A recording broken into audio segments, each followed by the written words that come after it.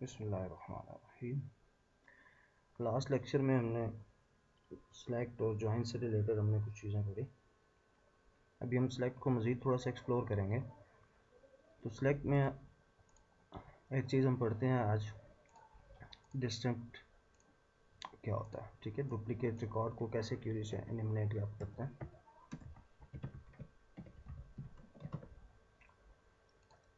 ठीक है, उसके लिए सबसे पहले हमारे पास ऑलरेडी जो टेबल हमने कॉल किए थे,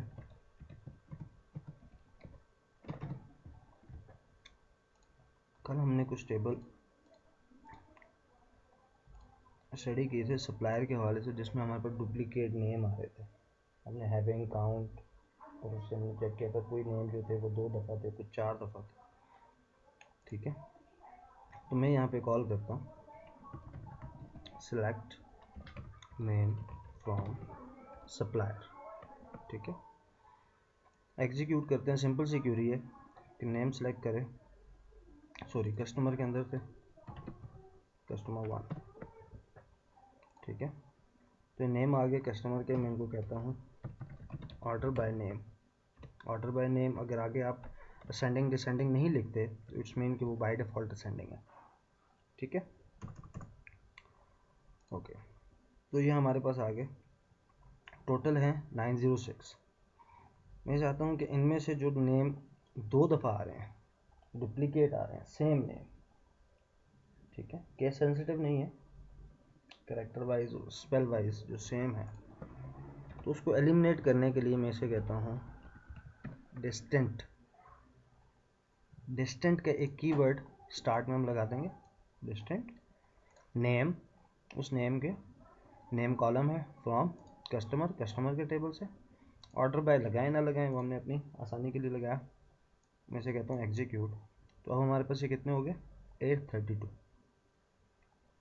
ठीक है, 906 थे और अब ये हो गए 832।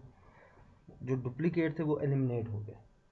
ठीक है, तो डिस्टेंट क्या करता है, जितने नंबर ऑफ कॉलम्स आप देते हैं उस पूरी रो को दूसरी रो के साथ मैच करता है। ठीक है, यहाँ डुप्लीकेट रिकॉर्ड तो नहीं। फॉर एग्जांपल हमारे पास कस्टमर के टेबल्स में और क्या क्या है। मैं कस्टमर के टेबल को सिलेक्ट करता हूँ और Alt F1 प्रेस करता हूँ, तो मेरे पास उसकी पूरी डेफिनेशन आ जाएगी। ठीक है, लाजमी नहीं है कि मैं यहाँ से आऊँ टेबल को एक्सपेंड करूँ, ठीक है, और उसके कॉलम चेक करूँ कि उसमें क्या क्या है। ठीक है, Alt F1 से। ये आपको ऊपर टेबल का नेम यूज़र टेबल है, कब क्रिएट हुआ, ये उसके कॉलम्स आ गए। ठीक है, उसके आइडेंटिफिकेशन अगर आपने ऑटो इंक्रीमेंट लगाया हुआ, ठीक है, और बाकी सारी डिटेल एज इट इज। तो यहाँ पे हमारे पास एक है एरिया कोड, कि मैं ये चेक करूँ select name area code from customer 1। ठीक है, एरिया कोड आ गया और आगे कस्टमर्स का नेम आ गया। यहाँ पे अगर मैं अब डिस्टेंस चेक करूँ कि क्या नेम और एरिया कोड अगर ये 2 दफ़ा आए तो उनको ये एलिमिनेट कर दे, तो उसके लिए आप लिखेंगे सेलेक्ट डिस्टेंस। तो अब ये डिस्टेंस जो है 2 कॉलम्स पे अप्लाई करेगा। जहाँ पे ये दोनों कॉलम मैच करेंगे उनको ये एलिमिनेट करेगा। ठीक है, एक क्यूरी को एग्जीक्यूट करते हैं। तो इस क्यूरी ने 905 मीन्स कि एक रिकॉर्ड ऐसा था जिसका एरिया कोड और नेम सेम थे, उसी एरिया में 2 नेम लाइज कर रहे थे। ठीक है, या 2 नेम एक एरिया में लाइज कर रहे थे, तो उसने उसको एलिमिनेट कर दिया। वो डिफरेंट कस्टमर नहीं थे, कस्टमर डिफरेंट है, उनका कोड डिफरेंट है। ठीक है, कस्टमर डिफरेंट है, मैंने एरिया कोड के साथ मैच किया कि एक एरिया में कितने आ रहे हैं। ये एग्जांपल इसलिए डिस्टेंट आपकी कि नंबर ऑफ कॉलम्स जितने होंगे उन तमाम के तमाम को, मतलब पूरी एक रो को नेक्स्ट रो के साथ नेक्स्ट रो के साथ नेक्स्ट रो के साथ पूरे टेबल्स में मैच करेगा, कहीं वो डुप्लीकेट तो नहीं। जो डुप्लीकेट होंगे उनको एलिमिनेट करने के लिए हम डिस्टेंट का कीवर्ड इस्तेमाल करते हैं। ठीक है, तो डिस्टेंट आपका सिलेक्ट के फ़ौरन बाद आप लगाते हैं डिस्टेंट, आगे column names, number of columns जितने भी हैं, ठीक है, उस रिकॉर्ड को डिस्टेंट करने के लिए। ठीक हो गया। तो ये क्या करेगा, फर्स्ट क्या करता है, उसमें एक कॉलम है तो वो नेम के हिसाब से डिस्टेंट करता है, तो 932, ठीक है। और यहाँ पे मैंने 2 दे दिए, तो समझाने का मकसद ये है कि डिस्टेंट आपके फर्स्ट कॉलम के साथ नहीं लगता, ठीक है, नंबर ऑफ कॉलम, पूरी रो जितने भी नंबर ऑफ कॉलम है उन सब पे अप्लाई होगा। ठीक हो गया। तो ये क्या करता है, डुप्लीकेट को एलिमिनेट करने के लिए पहले आपका फ्रॉम क्लास चलेगा, वो रैकेट्स लेके आएगा, फिर उन्हें एलिमिनेट करेगा और डिस्प्ले कर देगा। ठीक हो गया। ये हो गया डिस्टेंट का काम। सिंपल है, कीवर्ड है डिस्टेंट, आपने कीवर्ड याद रखना है, सिलेक्ट डिस्टेंट। अगर आपको डुप्लीकेट रिकॉर्ड एलिमिनेट करना है तो सिंपल तरीका कार है डिस्टेंट। ठीक है, ओके।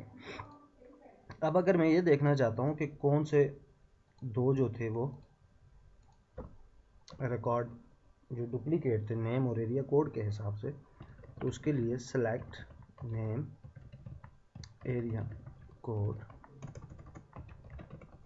काउंट फ्रॉम कस्टमर 1, ठीक है, group by name and area code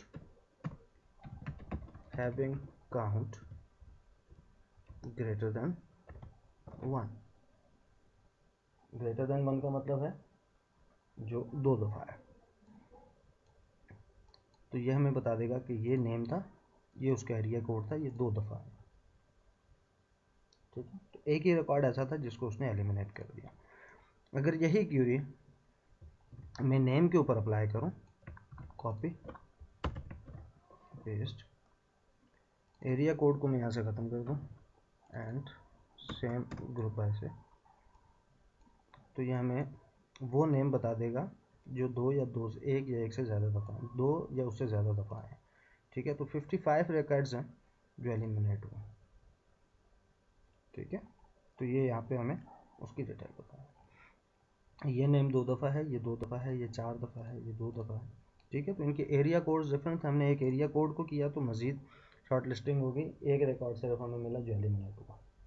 ठीक है, तो डुप्लीकेट रिकॉर्ड ढूंढने के लिए ये क्यूरी हम यूज़ करते हैं। नंबर ऑफ़ कॉलम्स, जितने भी कॉलम्स के ऊपर आपने डुप्लीकेट लगाना, सेम वही नंबर ऑफ़ कॉलम आपके ग्रुप बाय में आ जाएंगे, और हैविंग में आप उसे कह देंगे काउंट ग्रेटर देन। ठीक हो गया, ओके। ये तो हो गया काम हमारा डिस्टेंट का। एक क्यूरी हम और क्रिएट करते हैं, केस के हवाले से थोड़ा सा पढ़ते हैं।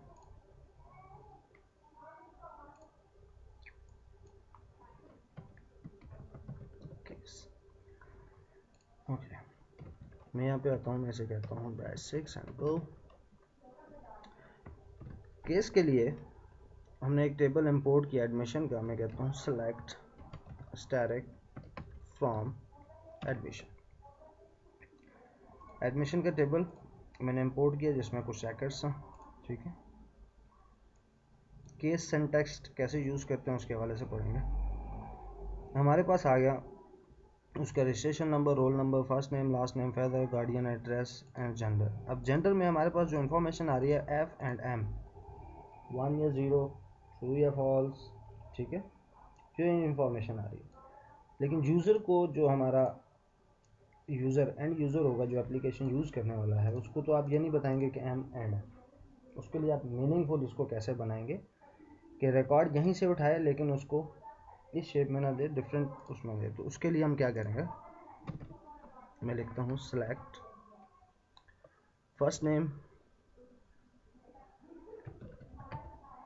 कामा लास्ट नेम, ठीक है, कामा जेंडर फ्रॉम एडमिशन। ठीक है, मैं थोड़ा सा मज़ीद इसको शॉर्टलिस्ट करता हूँ।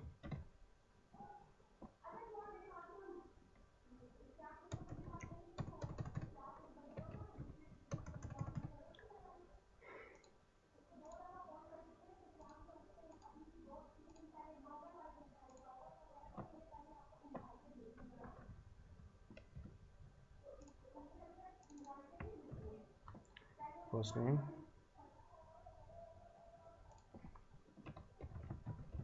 Last name, shift R. ठीक है, कैशे अपडेट नहीं थी तो कैशे अब अपडेट होगी। First name, last name and gender from admission. तो मैंने 3 कॉलम ले लिए अपनी आसानी के लिए। फर्स्ट नेम ये है, लास्ट नेम ये है और जेंडर, ठीक है, तो आगे उनके जेंडर्स हैं, ठीक है।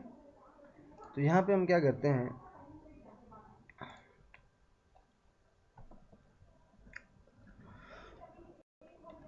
जेंडर के लिए मैं ये चाहूँगा कि एम की जगह फीमेल आए एंड एम की जगह मेल आए। तो मैं केस लगाऊंगा, केस किसके ऊपर, जेंडर के ऊपर, केस ऑन जेंडर। व्हेन क्या हो, अगर एफ हो, ठीक है, या एम हो, जो भी आप पहले लगाना चाहें, देन केस कॉलम व्हेन, ठीक है, एफ जो भी आपकी कंडीशन है, देन आप इसे कहते हैं ये आ जाए फीमेल। फिर उसके बाद आप कहते हैं व्हेन क्या हो, एम, देन क्या है, मेल, ठीक है, और यहाँ पे आप इसे कहेंगे and.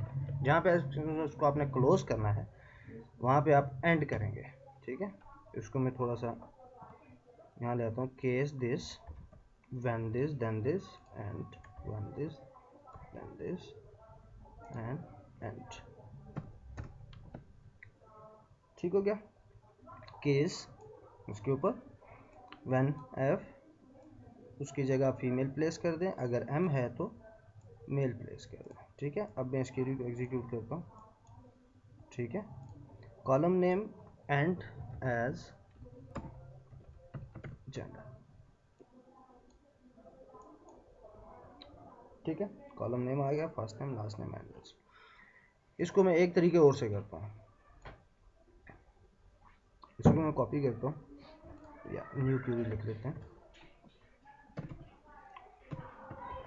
Select first name, last name, यहाँ पे मैं इसे कहता हूँ case when gender equal to F, ठीक है, देन क्या करें,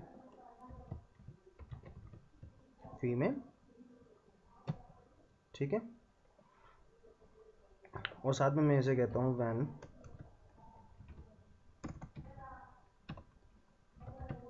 gender equal to male, then male and as gender from admission, ठीक है। अब मैंने क्या किया, केस के बाद कॉलम नहीं लगाया, यहाँ पे हमने क्या किया था, केस के बाद कॉलम लगाया।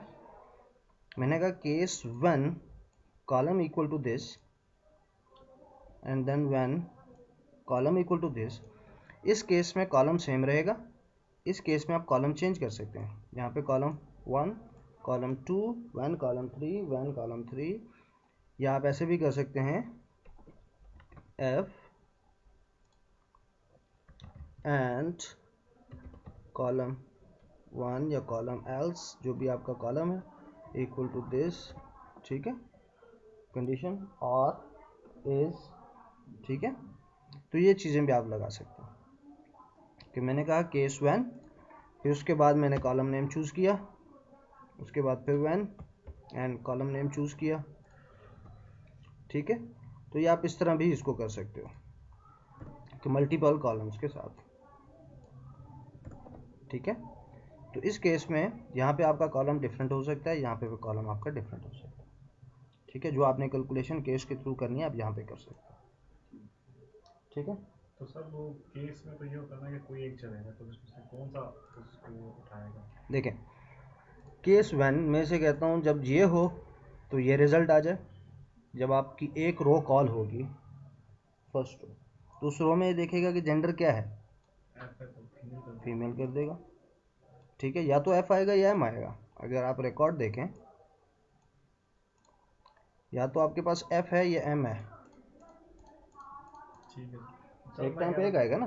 मैं ये कह रहा था कि जब आपने कहा था कॉलम चेंज कर दें, जेंडर की आप जगह कॉलम चेंज कर सकते हैं ना। मैं यहाँ पे और लगाता हूँ this column equal to this हो तो ये कर दे, पहले इसको चेक करेगा, अगर वो इस तरह नहीं है तो फिर मैं कहता हूँ सेकंड कॉलम को चेक करो, अगर वो इस तरह है तो ये कर दो। सर जेंडर जेंडर की जगह कोई और कॉलम लगा दें यहाँ पर। कोई भी और कॉलम आप लगा दें, ठीक है। ये एक एग्जांपल है, लाजमी नहीं है कि यहाँ पे जेंडर है। फॉर एग्जांपल आप कैलकुलेशंस कर रहे हैं, ठीक है, मैं एडमिशन टाइप रखता हूँ या डिस्काउंट टाइप रखता हूँ। डिस्काउंट टाइप है जी एक स्टूडेंट के लिए, ये स्टूडेंट का भाई है, एग्जिस्टिंग स्टूडेंट का, टीचर का बेटा है, बेटी है, ठीक है। तो उसकी आप टाइप रख सकते हैं कि type 1, type 2 and type 3। Case type 1 हो तो आपकी जो अमाउंट है वो divided by this and multiply by this और एंड दिस, ठीक है। केस टाइप आप कहते हैं जी कि अगर वो भाई भी है और प्लस बेटा भी है तो फिर ये कैलकुलेशंस आ जाएगी, दिस एंड दिस। फिर आप कहते हैं सिर्फ वो ये है तो ये कैलकुलेशंस आ जाएंगी। तो आगे आप कैलकुलेशंस करके ये बेसिकली आपका रिजल्ट होगा, जो जिस केस पे अप्लाई होगा, फुलफिल करेगा, वो केस एग्जीक्यूट होगा, ठीक है। तो लाजमी नहीं है कि यहाँ पे हमने एक ही कॉलम दिया, केस कॉलम और दोनों कंडीशन सेम कॉलम पे, ठीक है। यहाँ मैंने केस के बाद कॉलम नहीं किया, मैंने कहा case 1 then column 1 equal to this, so result will be this, and the column second equal to this, then result will be this, ठीक है। अब इसको हम एग्जीक्यूट करें, सेम रिजल्ट जो हमें पहले वाले से मिला। फ़र्क ये है कि यहाँ पे आप नंबर ऑफ़ कॉलम आपका सेम होगा, यहाँ पे आप डिफरेंट यूज़ कर सकते हो, ठीक है। तो आगे ऐसे सिनेरियोज आएंगे तो हम इम्प्लीमेंटेशन करेंगे।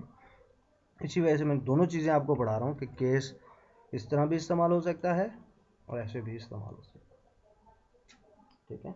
सम केसेस में हम ऐसे यूज़ करेंगे और सम केसेस में हम ऐसे यूज़ करेंगे, ठीक हो गया। एक चीज़ डिस्टेंट और दूसरा केस, समझ आ गई यहाँ तक? कोई प्रॉब्लम?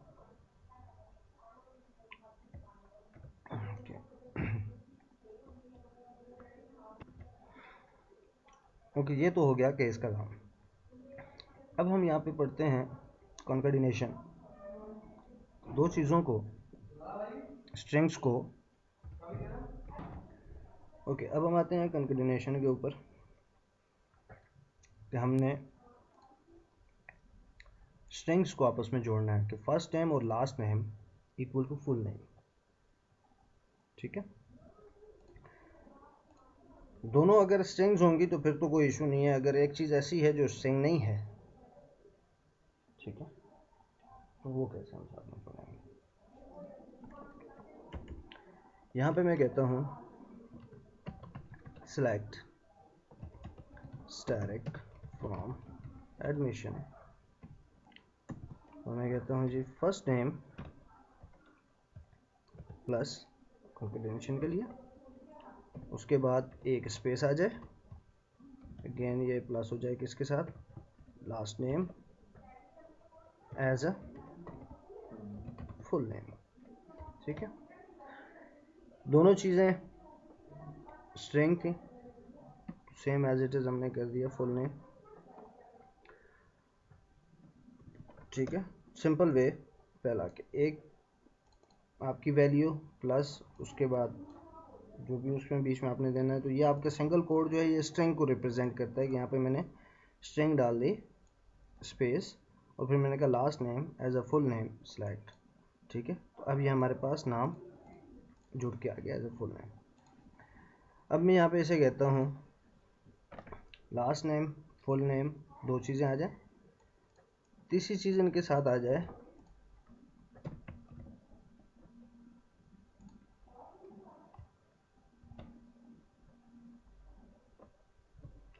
यहाँ पे स्पेस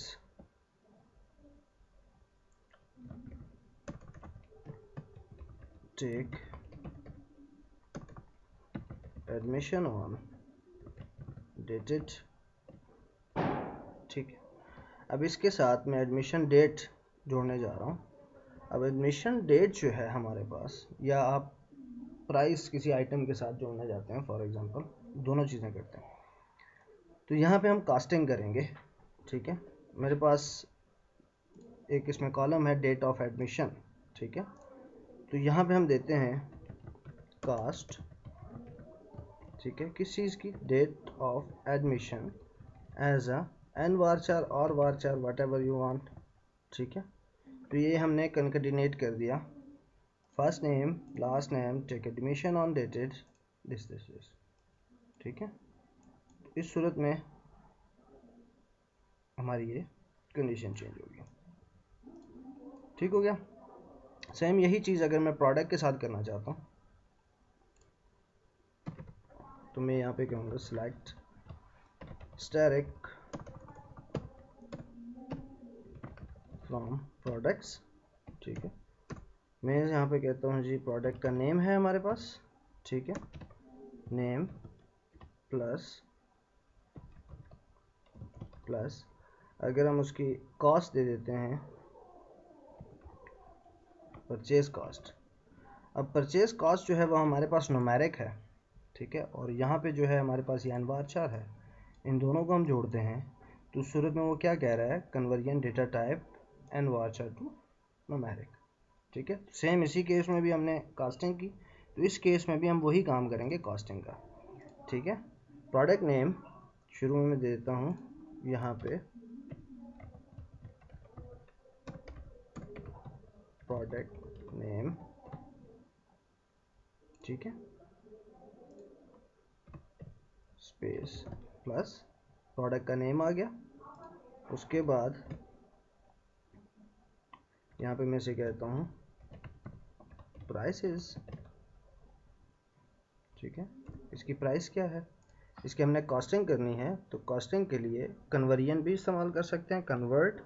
ठीक है, वार्चर आगे उसकी वैल्यू, और सिंपल वे कास्ट।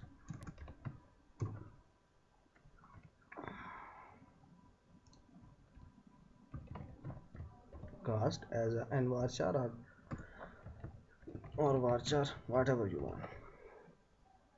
ठीक है, एग्जीक्यूट प्रोडक्ट नेम प्राइसेस। ठीक है, तो ये है कॉस्टिंग प्लस कंकैटिनेशन। जब आप दो स्ट्रिंग्स को आपस में जोड़ते हैं सेम लाइक दिस, उसमें कोई इशू नहीं है, दोनों स्ट्रिंग्स हैं और स्ट्रिंग्स को कंकैटिनेट इजीली किया जाता है। अगर आप कोई और data type int number date या किसी और को इन्वॉल्व करना चाह रहे हैं, ठीक है, तो उसके लिए आपको प्रॉपर उसकी कॉस्टिंग करनी पड़ेगी, उसको एज अ टेक्स्ट में लाना पड़ेगा। ठीक है, स्ट्रिंग में लाना पड़ेगा, फिर आप उसको कंकैटिनेट कर सकते हैं जैसे भी आप चाहें। ठीक होगी, यहाँ तक चीज़ क्लियर होगी। ये होगी हमारी कास्टिंग। अब हम आते हैं सेलेक्ट के वेयर क्लास में। ये तो होगी कास्टिंग का काम। यहाँ तक कोई क्वेश्चन तो नहीं है, फिर मैं आगे चलूँ। क्लियर है, okay.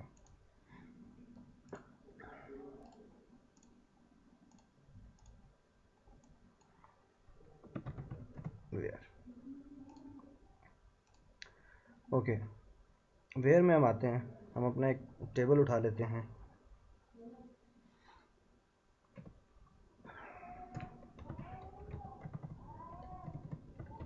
Select static from products. हमारे पास मल्टीपल प्रोडक्ट्स हैं, हम उनको सर्चिंग करना चाह रहे हैं। ठीक है, ये हमारे पास स्टूडेंट्स हैं, हम उनके ईयर को देखना चाह रहे हैं कि 2011 में 2012 में कितने स्टूडेंट रजिस्टर्ड हुए, कौन कौन से स्टूडेंट रजिस्टर्ड हुए। ठीक है, तो दोनों के ऊपर थोड़ा थोड़ा काम कर लेते हैं। तो ये हमारे पास प्रोडक्ट्स आ गए 598। इन प्रोडक्ट के ऊपर हम कुछ सर्चिंग करना चाह रहे हैं। ठीक है, इसमें मैं कहता हूँ where select static from where packing. अब पैकिंग जो हमारे पास स्ट्रिंग है, मैं इक्वल टू इसे कहता हूँ 60 ml। ठीक है, तो ये एग्जैक्ट इसकी बेस पे मुझे वो प्रोडक्ट बता देगा जो 60 ml की प्रोडक्ट। ठीक है, 73 रोज हैं जो 60 ml है। क्वाइट पॉसिबल है कि बीच में लाइक दिस भी हो। ठीक है, एक प्रोडक्ट ये भी। ये तो हो गया हमारा इक्वल का, कि इक्वल जो है वो एग्जैक्ट वैल्यू आप देंगे, उस वैल्यू को मैच करेगा, जो एग्जैक्ट इसके साथ मैच करती होगी उसके हिसाब से वैल्यू लेके आएगा। ठीक है, ग्रेटर देन लेस देन ये आप यूज़ कर सकते हैं न्यूमेरिक के साथ, सॉरी न्यूमेरिक वैल्यूज़ के साथ, और डेट टाइम के साथ, ठीक है, डेट टाइम डेटा टाइप के साथ और न्यूमेरिक वैल्यू के साथ। ओके, एक चीज़ होगी ये। दूसरी चीज़ मैं इसे कहता हूँ प्रोडक्ट्स हमारे पास वो आए जो जिनका जो नेम है, ठीक है, वेयर नेम लाइक मिलता जुलता हो, नेम क्या हो, मिलता जुलता हो किस चीज़ के, ठीक है। लाइक के अंदर अगर मैं डायरेक्ट दे देता हूँ फॉर एग्जांपल ए, ठीक है, लाइक ए, तो कोई रिजल्ट नहीं आया, क्योंकि लाइक के साथ एक कीवर्ड, एक कैरेक्टर यूज़ होता है परसेंटेज, जो आप बताते हैं कि इससे स्टार्ट हो, इससे एंड हो, या कहीं पे भी लाइज करता हो, ठीक है। तो इस केस में लाइक जो है वो इक्वल के बराबर काम करेगा अगर आप वो साइन नहीं देते तो, ठीक है। यहाँ पे मैं एक साइन देता हूँ परसेंटेज लास्ट में, तो इसे मैं कहता हूँ कि स्टार्ट में ए हो, उसके बाद कोई भी कैरेक्टर हो, स्टार्ट में ए हो, परसेंटेज का मतलब है आगे के छोड़ दो, इससे आगे के जो है उनको मैच नहीं करो। जैसे ये देखो कि स्टार्ट में ए है तो ले आओ, ठीक है, तो अब वो आएंगे जिनके स्टार्ट में जस्ट ए है, ठीक है। अगर मैं ये चीज़ इसको मैं ऐसे करूं तो कॉपी परसेंटेज के साइन को यहाँ पे ले आऊँ और मैं ऐसे कहूँ कि एंड में बी है जिसके, वो ले आए, तो अब वो आएंगे जिनके एंड में बी है। वो किस से स्टार्ट हो रहे हैं, नो मैटर, ठीक है, उनका स्टार्टिंग कैरेक्टर कुछ भी है उससे उसको कोई मतलब नहीं है। थर्ड है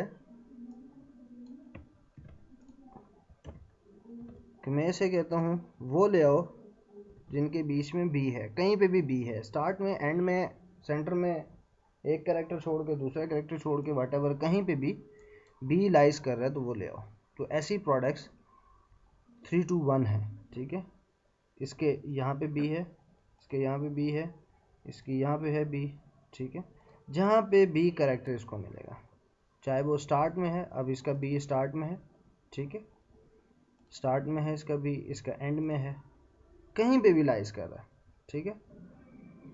अब कहीं पे भी वो कैरेक्टर जो आपने इसके बीच में दिया, वो जहाँ पे भी लाइज कर रहा है वो लेके आ जाएगा, ठीक है। एक चीज़ होगी इक्वल, उसके बाद लाइक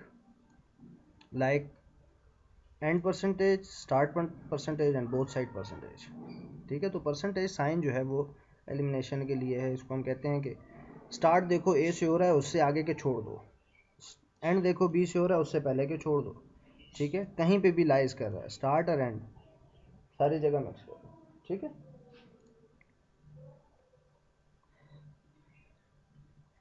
ओके, अब हम आते हैं थोड़ा ग्रेटर देन के ऊपर।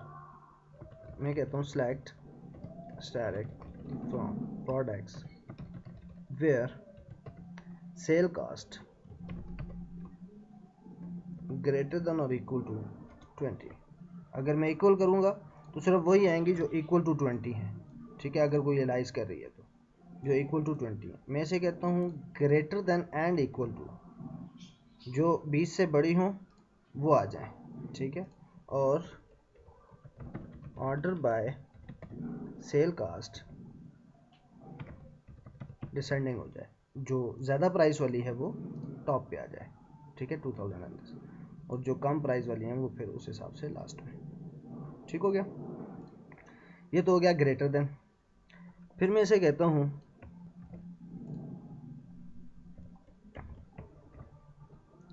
Greater than and equal to 20 and sale cost less than and equal to 1000। अब वो आए जो 20 या 20 से बड़ी हों, 1000 या 1000 से छोटी हों, ठीक है, तो वो प्रोडक्ट्स आएंगी जो 20 से बड़ी होंगी और 1000 से छोटी होंगी, ठीक है। एक तरीका कार तो ये। दूसरा मैं इसे कहता हूँ, इस केस में हमारे पास 500 ट्रैकर्स है, मैं से कहता हूँ सेल कास्ट बिटवीन 20 एंड 1000। अगर both side right hand side and left hand side हमारा सेम कॉलम है तो we have to use between. ठीक है, तो बेटर है कि आप बिटवीन यूज करें। इस केस को मैंने एग्जीक्यूट किया, सेम 500 रैकेट्स। बिटवीन में 20 हो ही आएंगे। बिल्कुल आएंगे, सेम 500 रैकेट्स हैं, सेम 500 रैकेट्स। ठीक है, जो आप यहाँ पे वैल्यू देंगे वो इंक्लूड होगी। ठीक है, यहाँ पे भी और यहाँ पे भी इट विल बी इंक्लूडेड। ठीक है, सेम इसी तरह less than and equal to, greater than and equal to. ठीक हो गया। जब आपकी दोनों साइड्स पे आपका जो कॉलम है वो सेम है तो बेटर है कि आप बिटवीन यूज करें। ठीक हो गया, ये कहानी तो होगी इस तरह। ओके, अब हम आते हैं थोड़ा और इसको एक्सप्लोर करते हैं। यहाँ तक समझ आ गई? यहाँ तक कोई कन्फ्यूजन तो नहीं? Okay, equal to, like and between. इसी तरह बिटवीन आप डेट्स के बीच में भी कर सकते हैं। ठीक है, यहाँ पे कोई ऐसी चीज़ है जो डेट से रिलेटेड हो इस टेबल में? नहीं। ओके, हम थोड़ा आगे चलते हैं।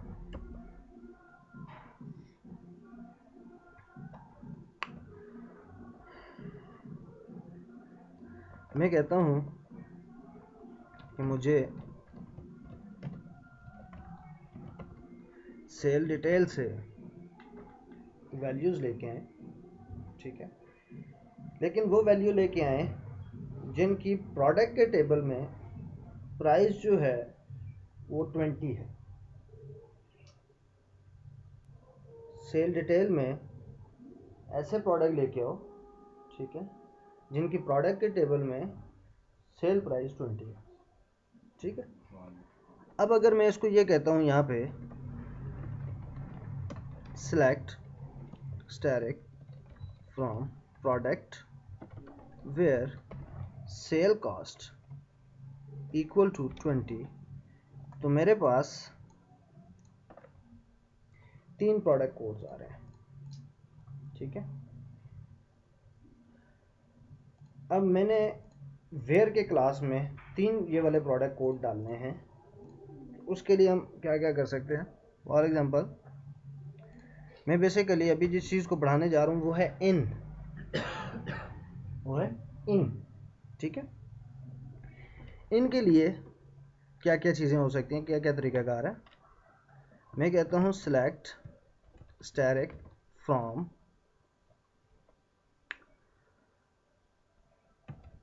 Customer where area code in, area code कौन सा?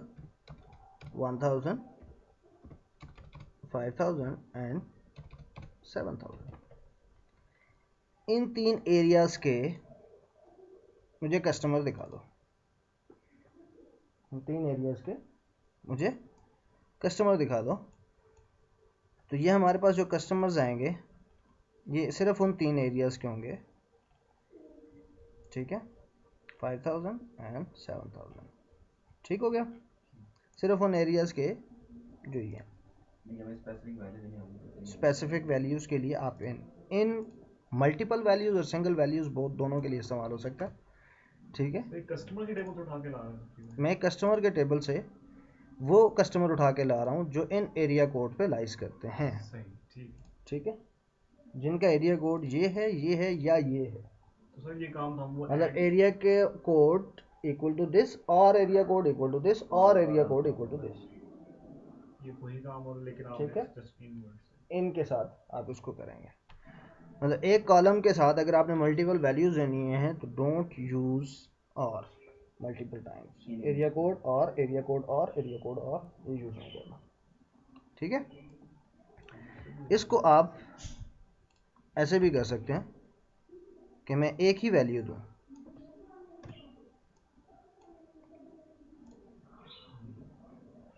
ठीक है, इक्वल टू का काम भी हो रहा है। सही है, ओके। अब मैं क्या करता हूं कि मुझे नहीं पता कि मैं सेल डिटेल से कुछ चीज़ें लाना चाह रहा हूं। ठीक है, यहाँ पे मेरे पास प्रोडक्ट कॉस्ट आ रही है, ठीक है, क्लियर है चीज़। यूनिट कॉस्ट जो है वो ये आ रही है,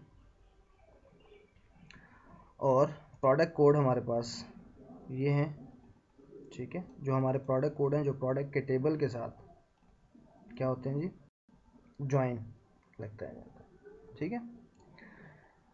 अब अगर मैं ऐसे लिखूं सेलेक्ट स्टैटिक फ्रॉम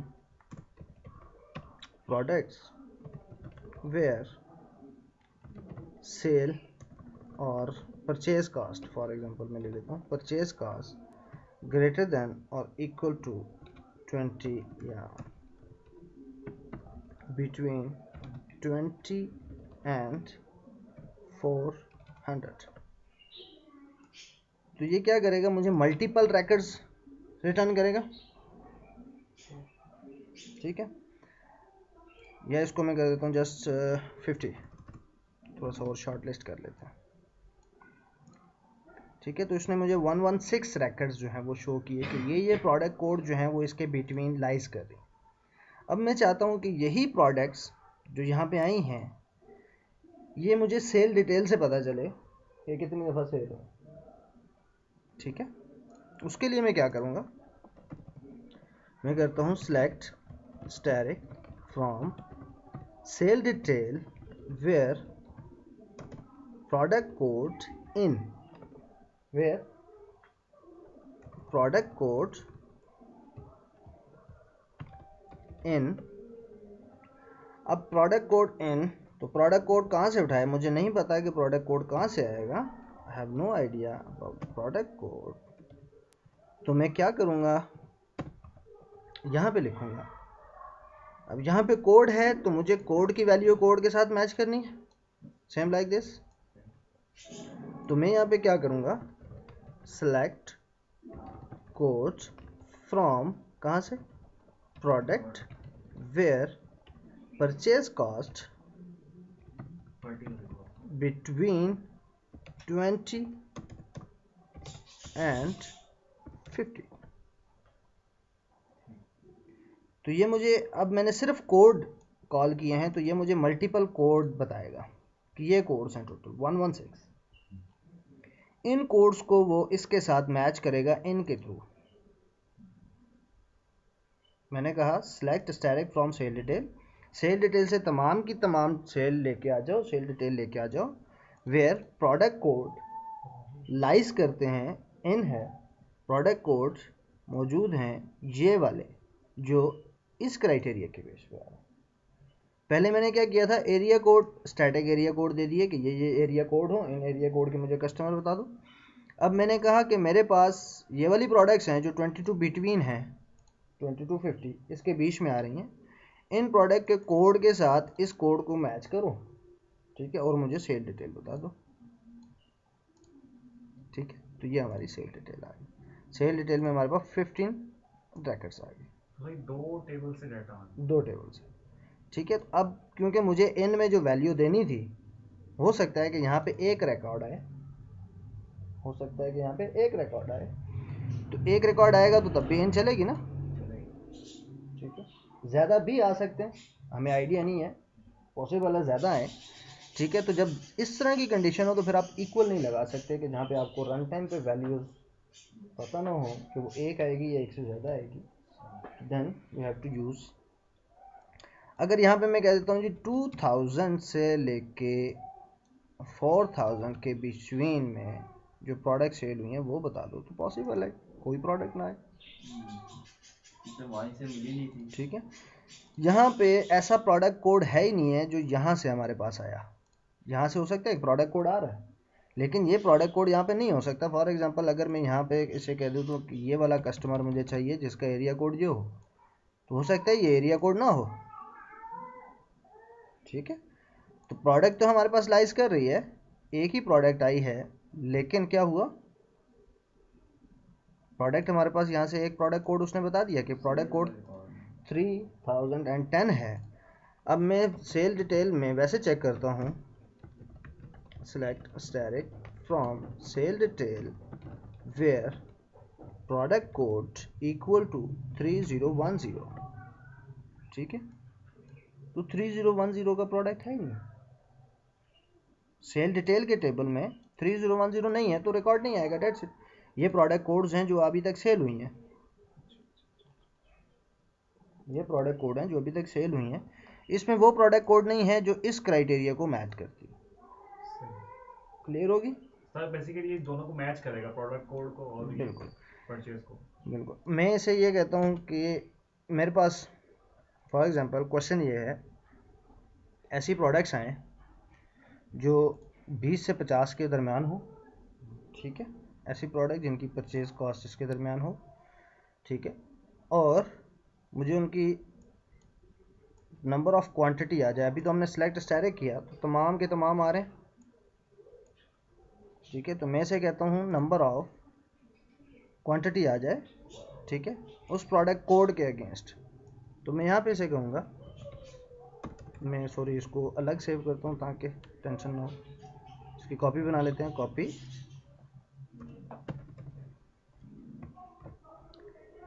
मैं यहाँ पे से कहता हूँ product code comma sum of कौन सी quantity, QTY and plus sum of bonus quantity, ठीक है, जो हमने सेल की एज अ टोटल क्वांटिटी, ठीक है।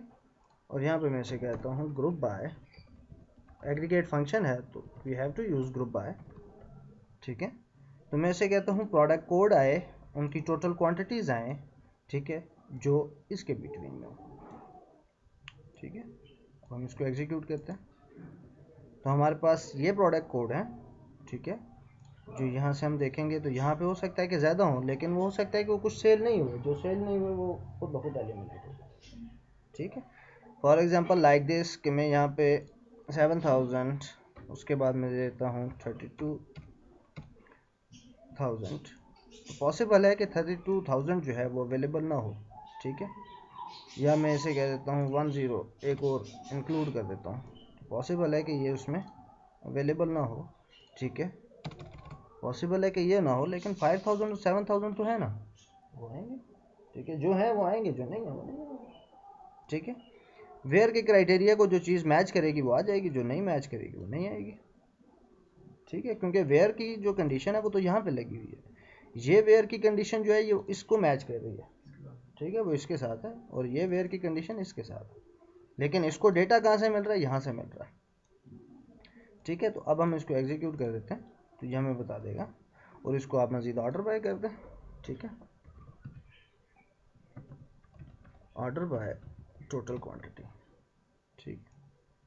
टोटल क्वांटिटी मैंने डायरेक्ट एलिस को इसलिए यूज़ किया कि ऑर्डर बाय जो है वो सिलेक्ट के बाद एग्जीक्यूट होता है एग्जीक्यूशन प्लान पे, ठीक है।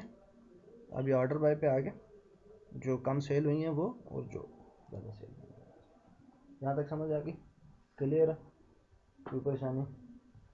थोड़ा सा आगे चलें।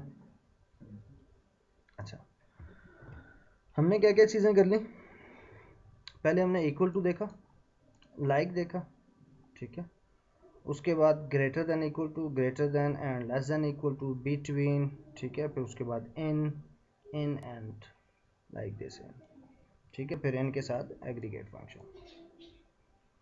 ठीक हो गया। ये काम ऐसे भी हो सकता है कि हमने इसको ऐसे किया, ठीक है, इसको हम ज्वाइन लगा लें, ठीक है, प्रोडक्ट कोड के दरम्यान और product between equal to this, ठीक है, तो तब भी यही काम हमारा हो सकता है। फॉर एग्जांपल कॉपी, मैं यहाँ पे से कहता हूँ वेयर फ्रॉम सेल डिटेल को मैं कहता हूँ S inner join product as P on S dot product code equal to P dot code, ठीक है, where purchase cost between this and this, कौन सी purchase cost, P dot purchase cost, क्योंकि purchase cost जो है वो हमारे पास एक टेबल में भी है और दूसरे टेबल में भी है, ठीक है। तो लिहाजा यहाँ पे आप मेंशन करेंगे कि किस टेबल की परचेज कॉस्ट, ठीक है, किस टेबल का प्रोडक्ट कोड, ठीक है, सम ऑफ क्वांटिटी लाइक दिस, और group by and having this, और इसको मैं कंट्रोल एक्स, ठीक है, सेम चीज़, वही काम इनर जॉइन के थ्रू। इनर जॉइन नहीं लगाना आप ऐसे कर, जॉइन फ्रॉम और वेयर के दरमियान में आएगा हमेशा। जी, फ्रॉम के बाद आपका जॉइन लगेगा, टेबल्स जितने भी हम आप यहाँ पे कॉल करेंगे। ठीक हो गया, क्लियर है यहाँ तक? सही, जो आपने एलियस यूज किए सिर्फ ये फ्रॉम की एलियस हैं या मतलब ये टेबल के हैं, टेबल नेम है, एक टेबल नेम उसको मैंने कह दिया एस है, दूसरा टेबल नेम उसको मैंने कह दिया प्रोडक्ट है। अगर मैं यहाँ पे फ्रॉम में एलियस हम यूज नहीं कर सकते। कर सकते हैं, क्यों नहीं फ्रॉम का जो होगा कर सकते? सर ये आपने फ्रॉम में ही डिफाइन किया है सर वैसे? नहीं, देखें, फ्रॉम डिफरेंट थिंग है। फ्रॉम में जो एलियस जिसकी आप बात कर रहे हैं वो कॉलम एलियस है कि मैंने एज टोटल क्वांटिटी को यहाँ पे यूज़ कर लिया। अगर मैं इसको यहाँ पे कह देता हूँ एज प्रोडक्ट कोड, तो ये product code I can't choose in group, ठीक है, क्योंकि ग्रुप तक सिलेक्ट का पता ही नहीं है उसको कि मैंने क्या करना। वो ये वाले एलियस है जिसकी आप बात कर रहे हैं, ठीक है। तो यहाँ पे हम वही यूज़ करेंगे जो एक्चुअल नेम है, ठीक है, जिसकी बेस पे ग्रुप बनेगा। लेकिन हम एलियस को ऑर्डर बाय पे यूज़ कर सकते हैं। ये जो एलियस है ये टेबल का नेम है, उसकी शॉर्ट फॉर्म है, ठीक है, this table equal to this and this table equal to this. अगर हम ये नहीं करते, फॉर एग्जांपल मैं पी को नहीं यूज़ करता, यहाँ से मैं इसको कट कर देता हूँ, तो देन मुझे यहाँ पे लिखना पड़ेगा product dot code and product dot cost, ठीक है। तो मैं अपने उस टाइम को सेव करने के लिए यहाँ पे उसको यूज़ कर सकता हूँ। मैं इसकी कॉपी ले लेता हूँ, as P and P and P, ठीक हो गया, ये काम हो गया हमारे यहाँ तक। अच्छा, एक बार फिर रिवाइज कर लें चीज़ें। पहले हमने डिस्टेंट, ठीक है, सिंगल कॉलम के साथ लगाएं या मल्टीपल कॉलम के साथ लगाएं, तो same work with the both columns and work with the single column, ठीक है। फिर उसके बाद हमने डुप्लीकेट रिकॉर्ड्स को चेक करने के लिए क्यूरी लिखी, केस के ऊपर आए विद सिंगल कॉलम केस और use can be with multiple column case. उसके बाद कंकेटिनेशन की दो स्ट्रिंग्स के बीच में और दो strings plus date and string plus numeric, ठीक है, और प्लस उनकी कॉस्टिंग, ठीक है। कॉस्ट के ऊपर आपने थोड़ा सा स्टडी करना है कि कॉस्ट में हम और क्या क्या कर सकते हैं, एज वाच और एज डेट, और किस चीज़ को किस में कास्ट किया जा सकता है, ये आपने स्टडी करना है, ठीक है। इजीली किस चीज़ को किस में कास्ट किया जा सकता है, छोटी चीज़ को बड़ी चीज़ में कास्ट किया जा सकता है, बड़ी चीज़ को छोटी चीज़ में कास्ट नहीं किया जा सकता, ठीक है। उसके लिए प्रॉपर कन्वर्जन करनी पड़ती है, ओके। उसके बाद हम आगे वेयर क्लास में equal to like like like greater than equal to between in and inner join, like this. यहाँ तक चीज़ क्लियर हो गई। इसको सेव कर दूँ लेक्चर को।